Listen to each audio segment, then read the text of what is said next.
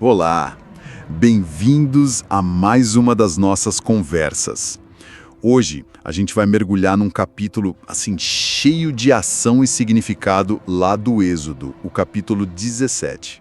Isso mesmo. A nossa fonte é o próprio texto bíblico, que traz dois eventos bem marcantes que aconteceram num lugar chamado Refidim. É um momento chave ali, logo depois da saída do Egito. Exato. Vamos só colocar o pessoal na cena. Israel está caminhando pelo deserto, seguindo as ordens de Deus, né? Eles montam um acampamento em Refidim, saíram do deserto de Sim. E aí, o problema. Chegaram lá e... cadê a água? O versículo 1 já começa direto ao ponto. Não havia ali água para o povo beber. Imagina o desespero, né? A necessidade mais básica. Total. E esse lugar, Refidim, vai ser palco de duas coisas bem intensas. Primeiro, essa crise da sede que vira um teste de fé pesado. E logo em seguida, sem nem dar tempo de respirar, vem um ataque, uma batalha inesperada. A tensão já começa altíssima. Como é que o povo reage a essa falta d'água, hein? Olha, a reação não é nada tranquila. O texto diz que eles contenderam com Moisés. Não foi um pedido, foi briga mesmo. Uma cobrança direta, dá pra gente água pra beber. E a coisa piora rápido, né? Piora muito. Começam a acusar Moisés, questionando tudo. Pra que você tirou a gente do Egito? Pra matar a gente de sede aqui? Nós, nossos filhos, nosso gado? É uma mistura de medo, raiva... E talvez até uma saudade perigosa do Egito, né? Que loucura! É impressionante como a necessidade vira acusação. E mais fundo ainda, vira um questionamento a Deus, né? A resposta de Moisés mostra isso. Como ele responde? Primeiro, ele devolve a agressividade. Por que vocês estão brigando comigo? Mas ele vai além, ele saca a questão real. Por que vocês estão testando o Senhor? Ah, interessante isso. Aqui está o ponto, acho. Moisés vê que não é só sede. É um teste à fidelidade de Deus, a presença dele ali. No fundo, eles estão perguntando o que o fim do episódio vai dizer claramente. Será que Deus está mesmo aqui com a gente ou não? Quer dizer, depois de tudo que viram no Egito. Exato. É colocar Deus à prova, duvidar do cuidado dele. Bem complicado. E a pressão em cima de Moisés via-se absurda. Totalmente. Ele não tem a solução na mão e sente a raiva do povo crescendo. Ele clama a Deus quase em pânico. O que eu faço com esse povo? Daqui a pouco eles vão me apedrejar. Nossa. Ele está ali no meio da necessidade real do povo e da fúria deles. Com medo da própria vida. E aí vem a resposta de Deus, bem específica, cheia de detalhes e simbolismo. O que Deus manda ele fazer? Primeiro, assumir a frente. Passa diante do povo. Liderança visível. Mas não vai sozinho. Ah, tem isso. Leva com você alguns dos anciãos de Israel. Por que os anciãos especificamente? Eles servem como testemunhas oficiais, sabe? Representantes do povo. Para depois ninguém dizer que foi mágica ou que só Moisés viu. Eles validam o milagre. Faz sentido. E tem a vara também, né? Tem a vara. Pegue a sua vara. Aquela que você usou para ferir o rio. A mesma vara do julgamento no Egito, das pragas. Agora para outra coisa. Exatamente. Agora para trazer vida, para trazer água. É uma inversão de propósito muito forte. Mostra que o poder de Deus tanto julga quanto salva. Puxa. E o local? Tem um local específico? Sim, a rocha em Horebe.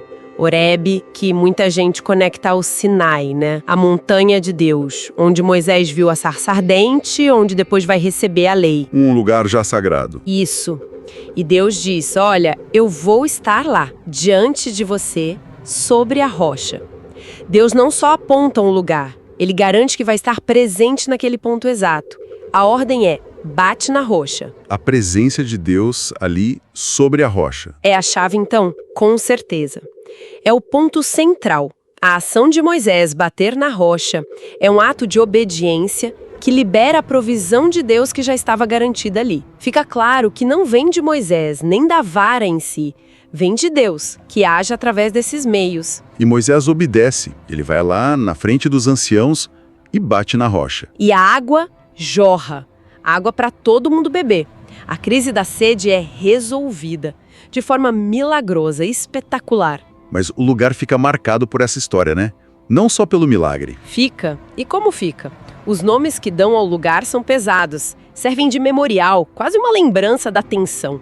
Foi chamado Massá. Que significa? Prova, teste, porque ali eles tentaram o Senhor. Duvidaram se ele estava presente ou não. E o outro nome? Meribá, que quer dizer contenda, briga, por causa daquela disputa feia com Moisés. Então os nomes não são só sobre o milagre. Lembram também da falha, da dúvida? Exato.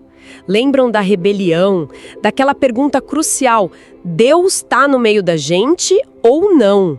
Isso marca um padrão, sabe, de reclamação, de teste, que felizmente vai se repetir no deserto. É uma solução divina que não apaga a tensão que veio antes.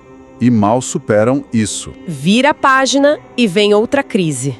Quase sem aviso, o versículo 8 já manda: Então veio Amaleque e pelejou contra Israel em Refidim. No mesmo lugar, Refidim de novo. Acabaram de brigar por água, de testar a Deus, e agora, um inimigo de verdade.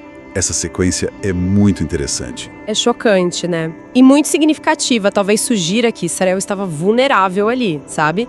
Depois daquela crise interna, e aí Amaleque ataca. Quem era Amaleque? Um povo nômade da região. É a primeira ameaça militar que Israel enfrenta depois de sair do Egito. E a resposta de Moisés é imediata, estratégica. Mostra outro lado da liderança dele. Sim, ele não perde tempo. E chama Josué, e é a primeira vez que Josué aparece com destaque, né? Como líder militar. Exato. E Moisés dá a ordem. Escolhe uns homens pra gente e vai lutar contra Amaleque. Ação militar direta. Mas Moisés não vai pra batalha. Ele define um papel diferente para ser. Amanhã eu vou estar lá no alto do monte com a vara de Deus na minha mão. De novo a vara. Que divisão interessante. Josué no campo de batalha. Na luta corpo a corpo, no vale. E Moisés no monte. Não só olhando, mas agindo de outra forma, com a vara de Deus. Aquela do Nilo, da rocha, para a batalha. Ou talvez fosse um sinal visível para o exército lá embaixo da presença de Deus. E ele não tá sozinho lá em cima, né? Não, Arão e Hur sobem com ele, figuras importantes de apoio. E aí acontece aquela cena que todo mundo conhece, né? A batalha tem um ritmo muito peculiar. Muito. O texto é claríssimo. Quando Moisés levantava a mão, Israel vencia. Quando ele abaixava a mão, Amaleque vencia. Uma conexão direta, quase visual, entre o gesto de Moisés e o resultado da luta. O que será que isso significa na prática? Olha, tem várias interpretações possíveis. Pode ser um símbolo da oração contínua, da dependência de Deus para a vitória, mãos erguidas como súplica, né? Ou pode ser um sinal para o exército mesmo, um estandarte vivo, que dava moral, certeza da liderança divina. Ou talvez uma manifestação direta do poder de Deus fluindo por Moisés enquanto ele ficava naquela posição. Mas o ponto central é a dependência, né? Exatamente. A vitória não vinha só da espada de Josué. Vinha dessa conexão que Moisés mantinha lá no monte. Só que Moisés era humano. Uma hora cansa, né? Ficar de braço erguido o dia todo. Pois é. O cansaço chega. As mãos começam a pesar. E se a vitória dependia das mãos para cima, o cansaço de Moisés significava derrota, momento crítico. E aí? É aí que Arão e Hur entram em cena. Eles percebem o problema, as mãos de Moisés estavam pesadas e agem. Bem prático. O que eles fazem? Pegam uma pedra para Moisés sentar e aí, um de cada lado, eles seguram os braços de Moisés. Mantêm as mãos dele firmes, erguidas até o sol se pôr. Nossa, que imagem forte. É muito forte e muito mais que ajuda física, né? É um símbolo poderoso da importância do apoio da comunidade. A vitória não é só do líder, nem só do guerreiro, é da comunidade que se apoia. Moisés não vence sozinho no monte. Exato, assim como Josué não vence sozinho no vale. É uma vitória coletiva sustentada por essa ajuda mútua. Importantíssimo isso. E com essa ajuda, as mãos ficam firmes, a conexão não se perde. E o resultado é a vitória. Josué derrota Amaleque completamente ao fio da espada. A ameaça externa foi superada, assim como a crise interna da sede, mas de jeitos bem diferentes. Só que a história não para aí, na vitória. Deus ainda dá instruções depois, né? sobre como lembrar disso e sobre o futuro de Amaleque. Exato, Deus fala para Moisés, escreve isso num livro para ficar de memorial e fala isso nos ouvidos de Josué. Por que as duas coisas? Escrever e falar para Josué. Escrever cria o registro histórico oficial, para Israel não esquecer. Falar direto para Josué, que foi o comandante da batalha, talvez seja para reforçar o papel dele e lembrar a fonte da vitória, entende? Não foi só a estratégia dele. Tinha algo mais. Tinha a intervenção divina, mediada por Moisés, sustentada pela comunidade, mas tem a segunda parte da ordem de Deus, que é bem dura. Qual? Que eu vou apagar totalmente a memória de Amaleque debaixo dos céus. Uau! Apagar a memória. Isso é pesado.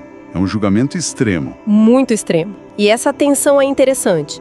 Registrar a vitória de Israel e, ao mesmo tempo, decretar o esquecimento do inimigo. O que isso sugere? Primeiro, a gravidade do que Amaleque fez. Atacar Israel no momento fraco talvez tenha sido visto como um ataque direto ao plano de Deus.